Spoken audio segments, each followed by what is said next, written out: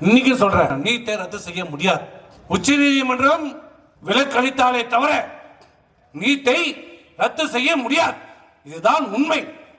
இந்த உண்மையை நாங்கள் உணர்ந்த காரணத்தால் தான் அரசு பள்ளியில் படிக்கிற மாணவர்களுக்கு வாய்ப்பு வழங்கப்பட வேண்டும். அவர்களுக்கு அந்த வாய்ப்பை ஏற்படுத்தி தர வேண்டும்.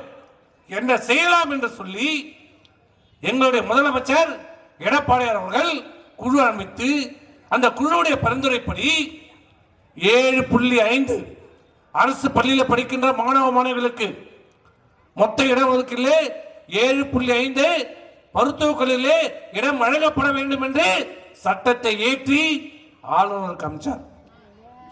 1 மாசம் பார்த்தோம், 2 மாசம் பார்த்தோம். ஏன்னா ஒன்னும் அட்மிஷன் ஸ்டார்ட் ஆகல. பரவாயில்ல பரவாயில்ல போடட்டும். 2 மாசம் பார்த்தோம், 3-4 மாசம் பார்த்தோம். அப்புறம் 12ஆம் வகுப்பு தேர்வு முடிவு வந்துருச்சு, நீட்டு தேர்வு அறிவிப்பு வந்துருச்சு.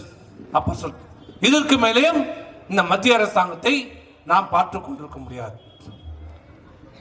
சட்டம் அமலுக்கு வந்தால்தான் அந்த மாணவர்களுக்கு அந்த பயன் கிடைக்கும் என்று முடிவெடுத்து சொன்னோம், கேட்டோம். 1 முறை கேட்டோம், 2 முறை கேட்டோம், 3 முறை கேட்டோம், 4 முறை கேட்டோம், மத்திய அரசாங்கத்தை கேட்டோம். செவி சாய்க்கல.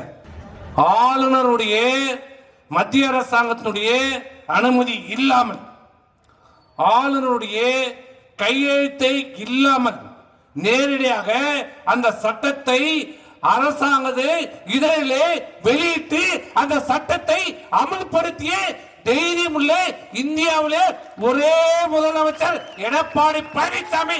பச்சை தமிழர் எடப்பாடி பழனிசாமி. அதுதான்டா தமிழன்.